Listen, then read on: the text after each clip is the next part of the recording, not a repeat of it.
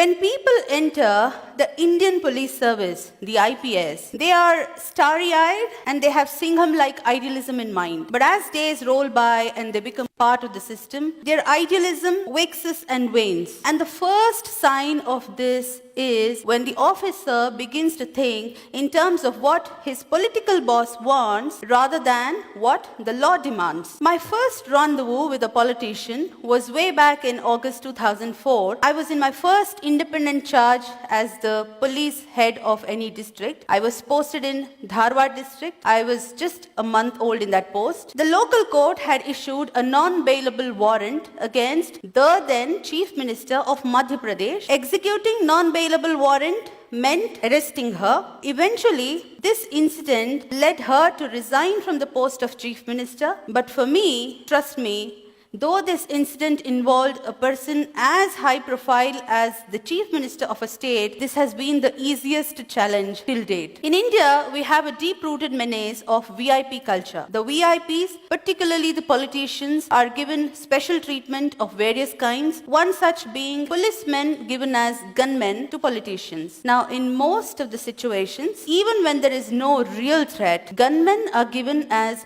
status symbols, and the more the gunmen, the higher the status it is perceived. And it's not an exaggeration at all that many a time most of these gunmen are used as boys to run errands. I was posted as the Deputy Commissioner of Police, Bengaluru City Armed Reserve, and my job was to supervise man management, personnel deployment, and therefore I took stock of the situation as to where my boys had been deployed. And to my utter shock, I found that a number of politicians, the public representatives, the MLAs, MPs, MLCs, and so on, had kept gunmen in excess of the authorized number they were supposed to keep. Now, I made a list. There were 82 politicians who had kept about 216 gunmen in excess of the number they were entitled. I started withdrawing them. The first resistance came from my own boss, who reprimanded me in front of my subordinate officers. Yet, undeterred, I completed the task. I withdrew till the last excess gunman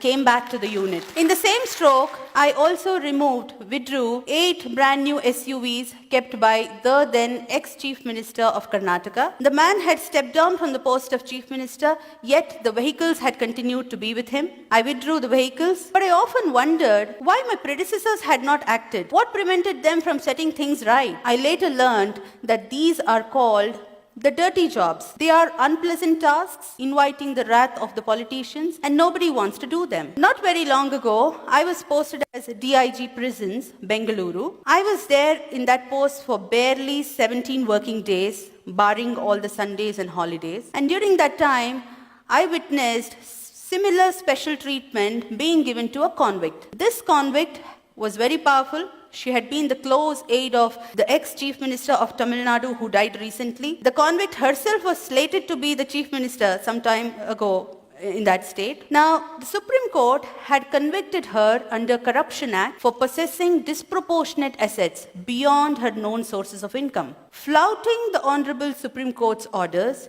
the jail officials had given special facilities to her as quid pro quo. So I reported this irregularity.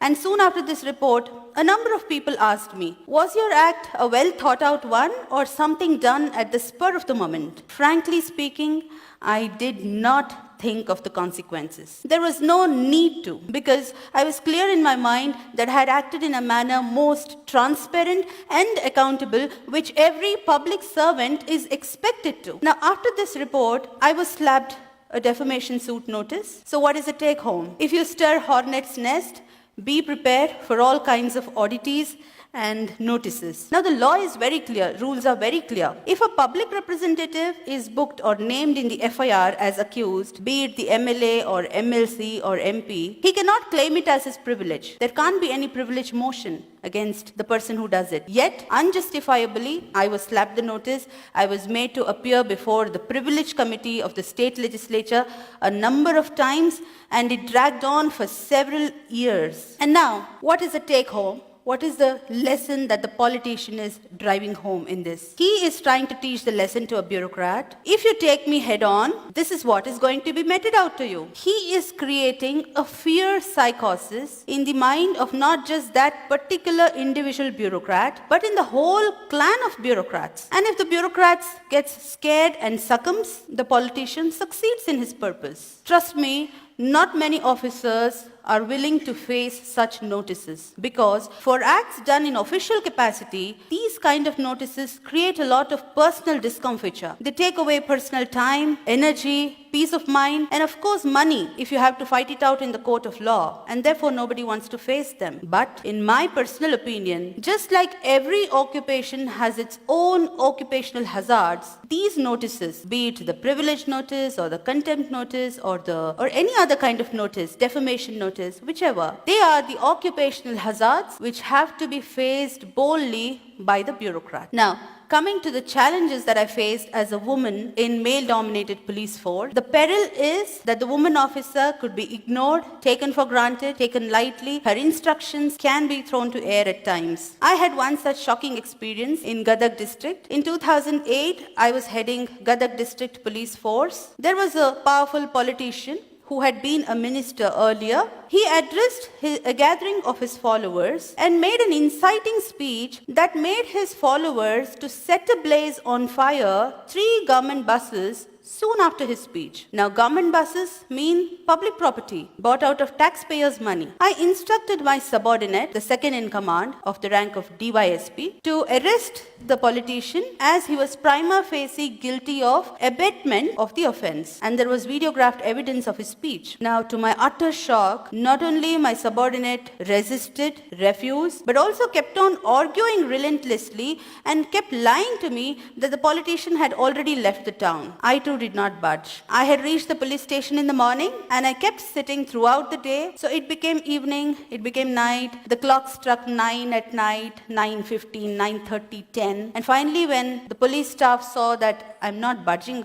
out, they somehow managed to get the politician to the police station. And then I instructed the station house officer of the police station to carry on the arrest procedures legally and to hand him over to the judicial custody, which was carried out. Now, upon the subordinate who had been lying to me, I took upon an inquiry and found that he was in constant touch with that politician over phone, though he had been lying to me that he was nowhere to be found. To this effect, I sent a report against the subordinate, the DSP, to the government as well as the Election Commission of India, because by that time election machinery was in place, and the government suspended him and he remained in suspension for more than a year. Now, challenges therefore are manifold, yet if the officer is willing to take risks, if the officer has nothing to hide, if he is clear in mind that he has acted lawfully and is fair, if he does not cling on to politicians for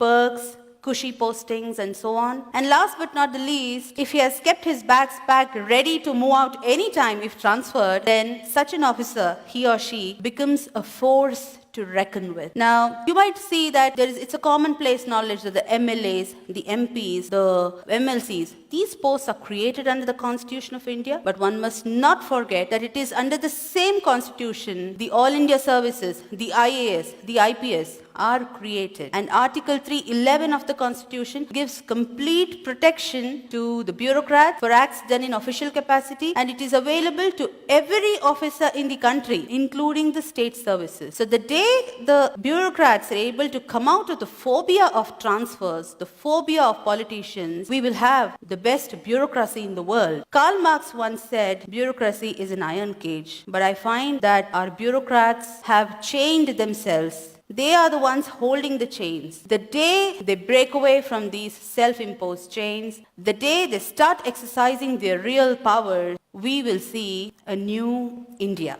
Thank you.